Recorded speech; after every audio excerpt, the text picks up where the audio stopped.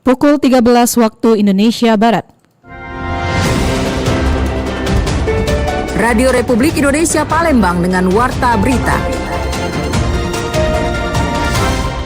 HFMD di Provinsi Sumatera Selatan sendiri sampai saat ini 628 kasus, dengan jumlah kasus yang tertinggi itu ada di Palembang sebanyak 118 kasus.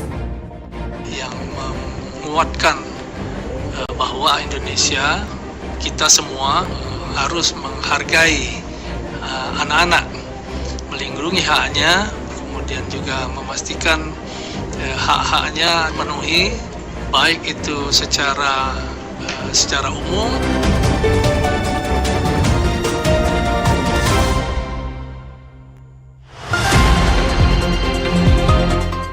Selamat siang pendengar, Anda mendengarkan Warta Berita RRI Palembang, Sari Berita.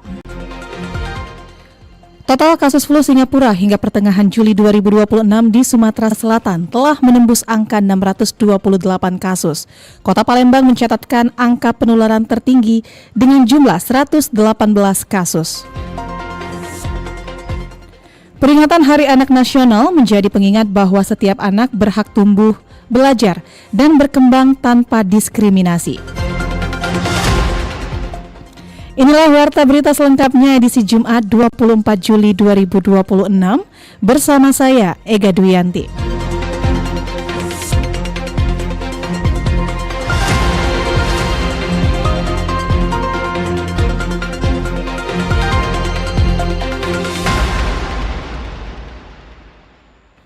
Pendengar, total kasus flu Singapura hingga pertengahan Juli 2026 di Sumatera Selatan telah menembus angka 628 kasus. Kota Palembang mencatatkan angka penularan tertinggi dengan jumlah 118 kasus. Penyakit hand, foot, and mouth disease atau yang lebih populer dikenal sebagai flu Singapura tengah menunjukkan tren peningkatan yang signifikan di wilayah Sumatera Selatan. Hingga pertengahan Juli 2026, tercatat sebanyak 628 kasus infeksi virus ini telah dilaporkan di berbagai kabupaten dan kota. Ibu kota Provinsi Palembang kini berada di urutan teratas sebagai daerah dengan dampak terparah. Berdasarkan data Dinas Kesehatan Provinsi Sumatera Selatan, tercatat 118 penderita ditemukan di Palembang, disusul oleh Kabupaten Penukal Abab Lematang Ilir dengan 82 kasus. Sementara itu, Kabupaten Musi Banyu Asin dan Kota Prabu Mulih masing-masing melaporkan 78 kasus. Kepala Bidang Pencegahan dan Pengendalian Penyakit Dinas Kesehatan Sumatera Selatan, Ira Prima Desa Ogatia menjelaskan, penyakit ini umumnya menyerang bayi dan anak di bawah usia 7 tahun, meskipun tidak menutup kemungkinan orang dewasa juga dapat terinfeksi. Penanganan sedini mungkin menjadi kunci utama agar kondisi penderita tidak memburuk. Untuk kasus HFMD di Provinsi Sumatera Selatan sendiri sampai saat ini 628 kasus, dengan jumlah kasus yang tertinggi itu ada di Palembang sebanyak 118 kasus. Masyarakat khususnya orang tua diimbau untuk mengenali tanda-tanda awal infeksi. Gejala yang sering muncul meliputi demam, timbulnya sariawan di mulut, serta munculnya ruam kemerahan pada telapak tangan dan kaki. Seringkali penderita juga mengeluhkan nyeri tenggorokan yang membuat nafsu makan menurun. Rian Apridani melaporkan. Informasi selanjutnya pendengar, peringatan Hari Anak Nasional menjadi pengingat bahwa setiap anak berhak tumbuh, belajar, dan berkembang tanpa diskriminasi. Peringatan Hari Anak Nasional menjadi pengingat bahwa setiap anak Indonesia berhak tumbuh aman, bahagia, dan memperoleh perlindungan serta kesempatan yang sama untuk berkembang. Melalui tema Hari Anak tahun 2026, Sayang Anak, Lindungi dan Bangun Masa Depan, masyarakat diajak menempatkan anak sebagai individu yang berharga, dihormati dan didengar. Kepala Dinas Pemberdayaan Perempuan dan Perlindungan Anak Provinsi Sumatera Selatan, Zaki Aslam mengatakan, seluruh pihak harus menghargai anak, melindungi hak-haknya, dan memastikan hak tersebut terpenuhi. Menurutnya, perlindungan anak harus dimulai dari keluarga, sekolah, hingga masyarakat agar anak dapat tumbuh, berkembang, dan berkreativitas tanpa diskriminasi maupun kekerasan. Hari Anak Nasional adalah program dari pemerintah yang menguatkan bahwa Indonesia, kita semua harus menghargai anak-anak, melindungi haknya, kemudian juga memastikan hak-haknya memenuhi, baik itu secara umum, mulai dari rumah, sekolah, kemudian juga ada sosialisasi bersama masyarakat. Jadi unsur-unsur yang terkait semuanya harus kita pastikan bahwa memberikan ruang yang baik juga kepada anak-anak untuk mereka tumbuh, kembang, berkreativitas, terhindar dari diskriminasi, kekerasan, dan lain sebagainya. Selain itu, anak merupakan investasi terbaik bagi bangsa. Setiap anak, termasuk anak penyandang disabilitas, harus mendapatkan kesempatan yang sama dalam pendidikan, berpartisipasi di lingkungan sekitarnya, serta tumbuh di lingkungan yang aman, nyaman, dan inklusif. Erin Partesa melaporkan, Pro 1 RRI terus mengudara untuk Indonesia. Pendengar, Bupati Banyuasin tawarkan peluang investasi pada Sumatera Investment Day. Pemerintah Kabupaten Banyuasin menilai potensi perkebunan kelapa yang luas dapat dikembangkan menjadi berbagai produk bernilai tambah. Kabupaten Banyuasin kembali mempromosikan potensi investasinya di tingkat nasional. Dalam ajang Sumatera Investment Day 2026 yang berlangsung di Kota Medan, Bupati Banyuasin Askolani menawarkan peluang investasi pada sektor hilirisasi kelapa sebagai salah satu komoditas unggulan daerah. Pemerintah Kabupaten Banyuasin menilai potensi perkebunan kelapa yang luas dapat dikembangkan menjadi berbagai produk bernilai tambah, di antaranya virgin coconut oil, cocoa fiber, cocoa peat, hingga berbagai produk turunan yang memiliki peluang besar untuk memenuhi pasar ekspor. Selain potensi bahan baku yang melimpah, Banyuasin juga menawarkan keunggulan berupa letak geografis yang strategis, dukungan infrastruktur transportasi, serta kemudahan layanan perizinan bagi para investor yang ingin menanamkan modal. Dalam pemaparannya, Bupati Askolani juga memperkenalkan sejumlah sektor unggulan lain yang dimiliki Banyuasin. Menurutnya, kabupaten ini merupakan salah satu sentra produksi telur dan daging ayam terbesar di Provinsi Sumatera Selatan. Di sektor pertanian, Banyuasin juga menjadi daerah penghasil beras terbesar ketiga di Indonesia dan merupakan kabupaten penghasil beras terbesar di luar Pulau Jawa. Bahkan pada tahun 2025, Banyuasin mencatat peningkatan produksi beras tertinggi secara nasional. Hasil telur dan daging ayam terbesar juga di Provinsi Sumatera Selatan. Di samping itu juga ada yang paling kami unggulkan sebenarnya dari komoditas yang ada ini adalah padi. Padi, kami punya penghasilan beras terbesar nomor 3 di Republik Indonesia. Jadi satu-satunya kabupaten penghasil beras di luar Pulau Jawa, yaitu Kabupaten Banyuasin. Alhamdulillah 2026 kemarin untuk peningkatan produksi pertama, jadi ranking pertama di Republik Indonesia peningkatan produksi beras terbesar di negara Republik Indonesia.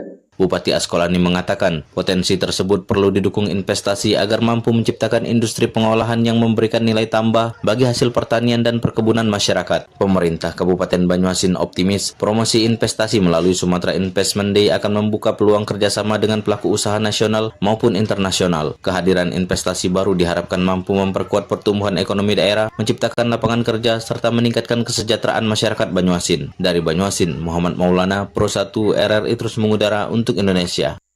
Pendengar, warta berita ini disiarkan secara langsung melalui RRI Program 1 Palembang, frekuensi 92,4 FM, dan disiarkan juga melalui streaming YouTube Pro 1 RRI Palembang dan aplikasi RRI Digital yang bisa diunduh melalui Play Store dan juga App Store.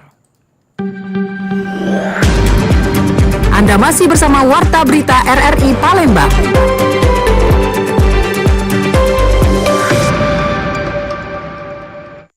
Beralih ke berita selanjutnya, pendengar, rangkaian kegiatan Hari Bakti ke-79 TNI Angkatan Udara menyelenggarakan layanan kesehatan gratis dan aksi donor darah di lingkungan Lanut Sri Mulyono Herlambang.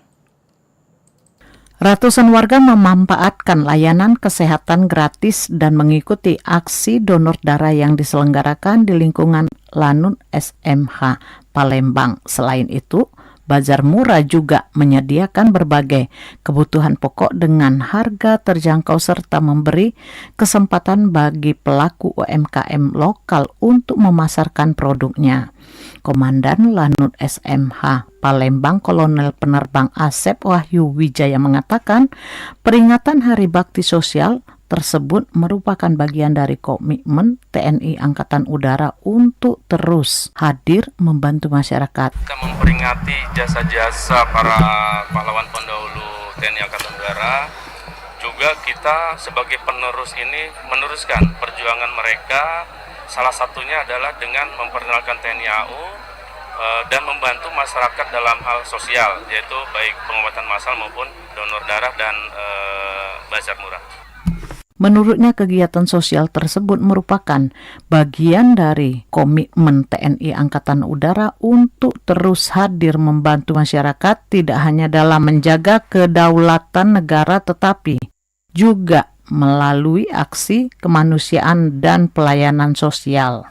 Rangkaian kegiatan Hari Bakti ke-79 TNI Angkatan Udara tersebut mendapat sambutan positif dari masyarakat. Melalui kegiatan tersebut, Lanut SMH Palembang berharap dapat terus memperkuat sinergi dengan warga sekaligus menumbuhkan semangat gotong royong dan kepedulian sosial di tengah masyarakat. Lamsi Harsiltonga melaporkan.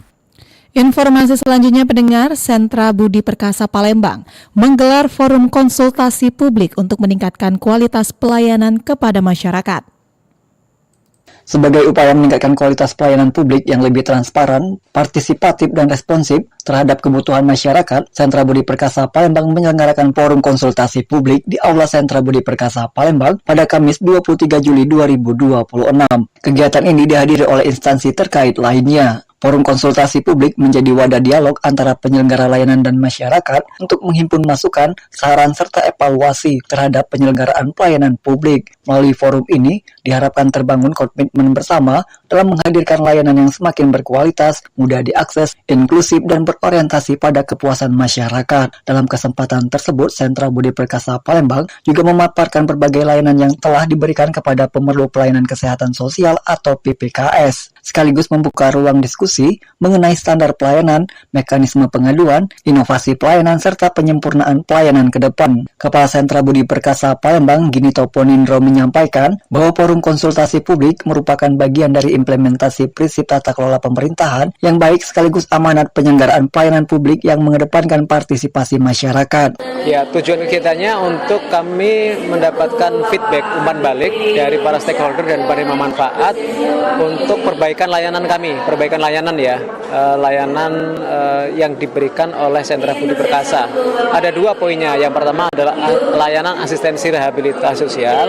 Yang kedua, layanan terkait dengan permintaan data dan informasi dari publik kepada kami. Menurutnya, masukan dari masyarakat dan seluruh pemangku kepentingan menjadi modal penting dalam mendorong perbaikan layanan secara berkelanjutan, sehingga pelayanan yang diberikan semakin profesional, akuntabel, dan mampu menjawab kebutuhan masyarakat. Melalui penyelenggaraan forum konsultasi publik ini, Sentra Budi Perkasa Palembang menegaskan komitmennya untuk terus meningkatkan mutu pelayanan, memperkuat sinergi dengan berbagai pihak, serta mewujudkan pelayanan publik yang prima, adaptif, dan berorientasi pada kepuasan masyarakat sejalan dengan semangat reformasi birokrasi. Dari Palembang, Sumatera Selatan, Muhammad Irfan, Pro 1 RRI terus mengudara untuk Indonesia.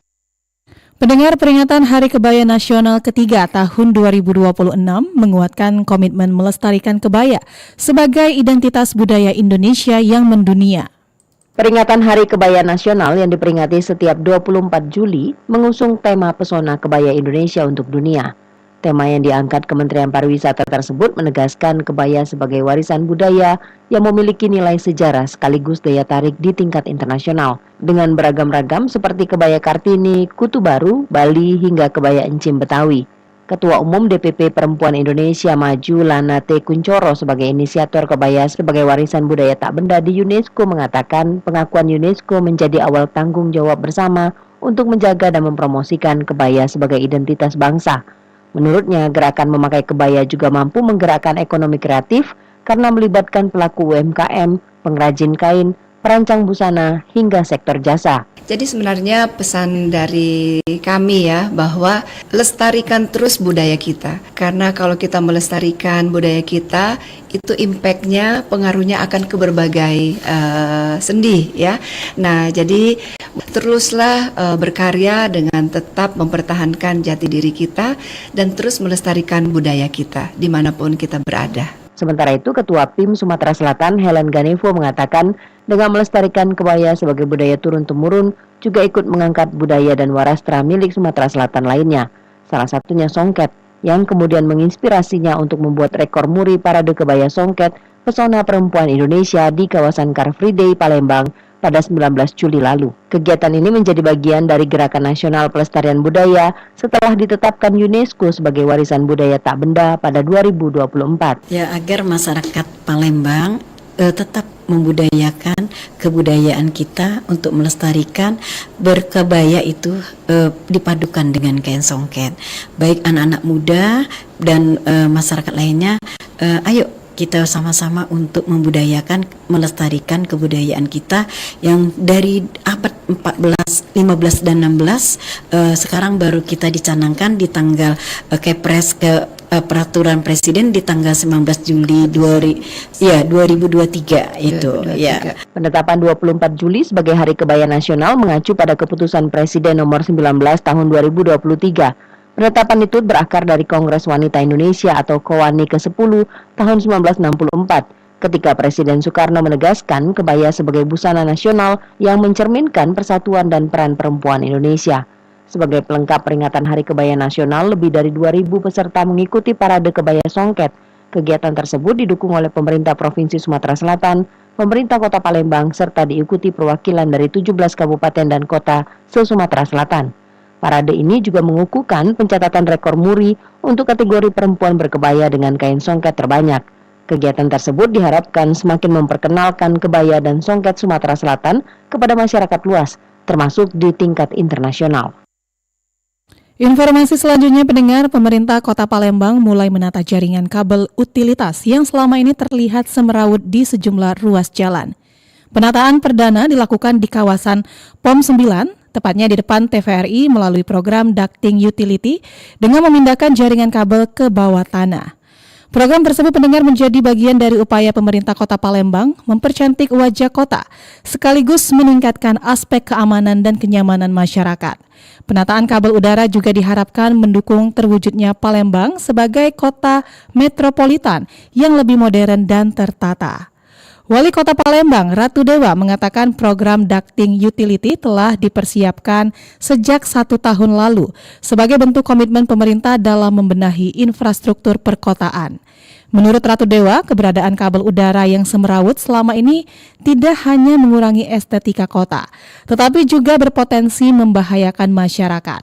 Karena itu, penataan dilakukan agar ruang publik menjadi lebih rapi, aman, dan nyaman. Melalui sistem ducting utility, berbagai jaringan utilitas seperti kabel telekomunikasi dan jaringan lainnya akan dipindahkan ke bawah tanah. Selain memperbaiki tampilan kota, langkah tersebut juga dinilai mampu meningkatkan keamanan infrastruktur dalam jangka panjang. Baik untuk penataan kabel-kabel yang ada di jalan-jalan protokol, termasuk kita menyisir pada saatnya nanti di pelosok-pelosok. Karena kita tahu sering terjadi kebakaran, biasanya terjadi krodit, kabelnya berjuntai, kalau besok Palembang itu menjulur kemana-mana, akhirnya terjadi krodit dan alat pemadam kebakaran susah masuk. Dan insya Allah berkat kerjasama kita dengan Abjatel pada hari ini terwujud sebagai kipunya. Untuk itu kami mohon dukungannya kepada warga Palembang supaya Abjatel ini bisa bekerja aman, nyaman, tertib, dan juga dukungan dari seluruh stakeholder yang lain. Dan pendengar, dalam pelaksanaannya pemerintah Kota Palembang menggandeng operator telekomunikasi, PLN, dan sejumlah pemangku kepentingan lainnya. Pemerintah memastikan seluruh pekerjaan dilakukan sesuai standar keselamatan dengan meminimalkan gangguan terhadap aktivitas masyarakat. Penataan kabel di kawasan POM 9 menjadi tahap awal program ducting utility ke depan. Dan juga pemerintah Kota Palembang akan melanjutkan penataan serupa secara bertahap di sejumlah koridor strategis lainnya agar manfaatnya dapat dirasakan masyarakat secara luas. Ratu Dewa juga mengajak masyarakat ikut menjaga hasil penataan tersebut agar Kota Palembang semakin indah, tertib, aman, dan nyaman.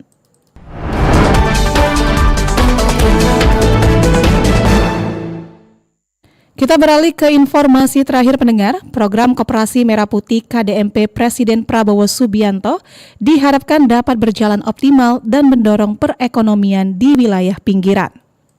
Program Presiden Prabowo Subianto dengan mendirikan Koperasi Merah Putih diharapkan dapat mendorong pertumbuhan ekonomi khususnya di wilayah pinggiran atau pelosok seperti di desa maupun perkotaan pinggiran. Hal tersebut diungkapkan ekonom Sumatera Selatan Dr. Ihsan Hadri tadi. Menurutnya, upaya yang dilakukan oleh Presiden Prabowo Subianto merupakan langkah tepat untuk mendorong atau mendongkrak pertumbuhan ekonomi di wilayah pinggiran tersebut. Kalau kita berbicara mengenai Koperasi Desa Merah Putih, saya melihat ini bukan sekedar program pembentukan koperasi baru, tapi merupakan strategi pemerintah untuk mentransformasi ekonomi pedesaan. Selama ini, desa memiliki potensi ekonomi yang sangat besar, baik di sektor pertanian, perkebunan, perikanan, peternakan, maupun UMKM. Namun sayangnya potensi tersebut belum sepenuhnya menghasilkan nilai tambah yang optimal karena masih menghadapi berbagai kendala seperti keterbatasan akses permodalan, lemahnya posisi tawar petani dan pelaku usaha, panjangnya rantai distribusi hingga rendahnya akses terhadap teknologi dan pasar. Nah, disinilah sebenarnya peran Koperasi Desa Merah Putih diharapkan hadir sebagai solusi kelembagaan yang mampu mengintegrasikan seluruh potensi ekonomi desa dalam satu ekosistem yang saling mendukung.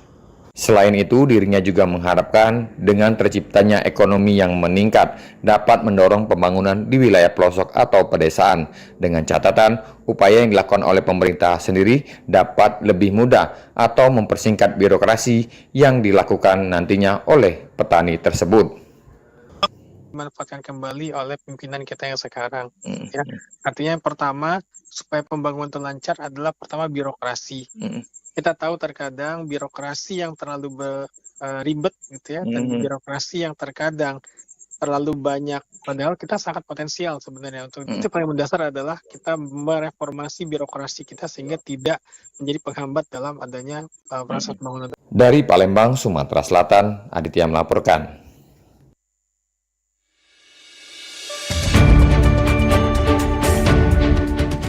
Sekian Warta Berita Produksi Radio Republik Indonesia Palembang. Sebelum berpisah, kami sampaikan kembali pokok-pokok berita.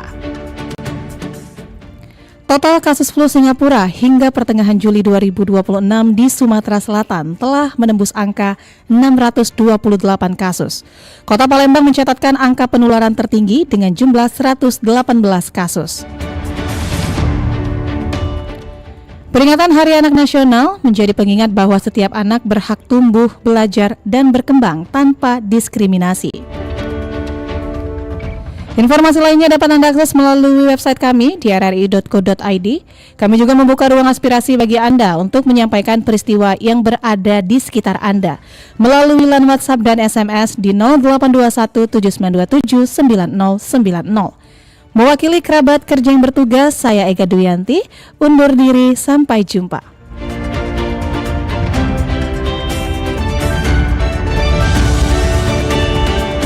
Demikian Warta Berita Radio Republik Indonesia Palembang.